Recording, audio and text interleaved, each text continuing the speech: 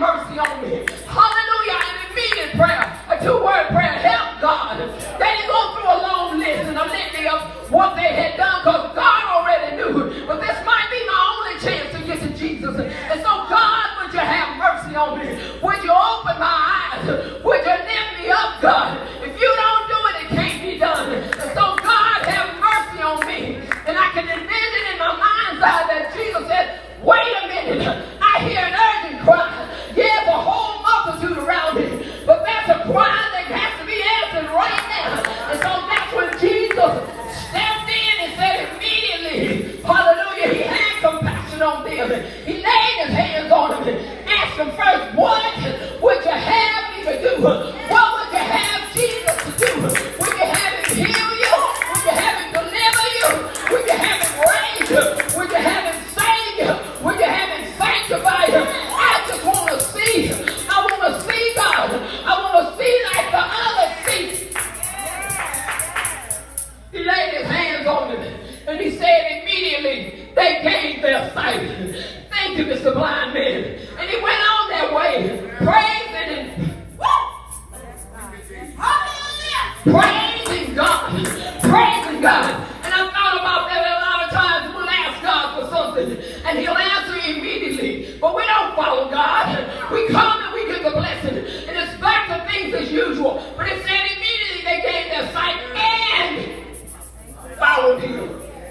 And that's what he's looking for. Someone to follow him. Hallelujah. I thought about that woman caught in the very act of adultery. Hallelujah. She was there. Hallelujah. Before guilty and shown up guilty. I don't know why it is that they didn't call the men, but they didn't. And right there, Jesus stepped in into a crowd with stones in their hands and said, let them that is without sin cast the first stone. I don't know what their sins was, but I know what mine are.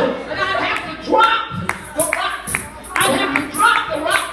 I don't have nothing to compare myself to. No standard that God can be pleased with. If my standard is not his standard, then it's not worth having. And then I thought about the woman at the well. Hallelujah. You can call her a player. You can call her a diva. You can call her what you want. You can call her a woman of the night. It didn't even say it was night. She was just doing what she was doing. And there she met a man named Jesus that began to tell her all about herself. And I could see the kind of perks at the well. You know how we do it. We were trying to kick somebody. Maybe she had a little slit in her skirt. Maybe she lowered her butt a little looser than it should have been. Whatever it was, and she's there at the well. Here comes Jesus. There was a woman at the well, and she said unto him, I perceive that thou art a prophet. Now she's sweet talking to him. Hallelujah. I perceive that thou art a prophet. And he said, woman, I'm paraphrasing here. I know what you got going on. That brokenness that's in you. Just like you got to come to the well every day to be filled. You're going man after man after man. But they can't fill you. But if you drink from this well, you'll never thirst again. You'll know who you are. And you know whose you are. You won't go for the okie dokie. You'll go home and tell them that don't belong to you. No more. She went running. Come see a man. Come see a man. Come see a man. But Jesus stepped right in. Won't he do it? Won't he step in? Won't he make a way? Won't he deliver? Won't he set you free? Won't he do it? Won't he do it? What will he do? And where will he do it? Here's what I'm pastor. Hallelujah. There's a few more witnesses in the Bible. For the sake of time, I'm going to get to my own testimony. Hallelujah. My condition was the condition of a blind man, and that I could see naturally. But I was spiritually blind. I was spiritually blind. I was going through the motions. Going through the motions. I was playing church. Hallelujah.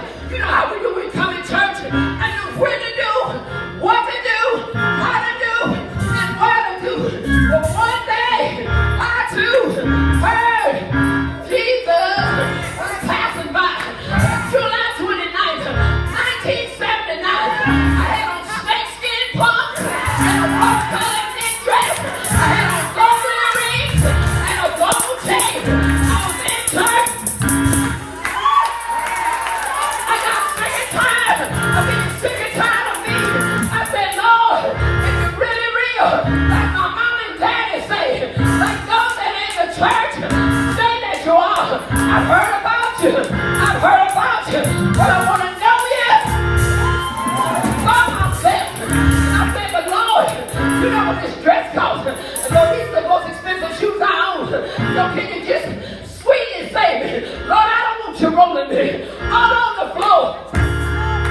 I've never been to church, still sitting there on the corner of 116th and San Pedro. And when I came to myself, I was on my back, looking up under a pew.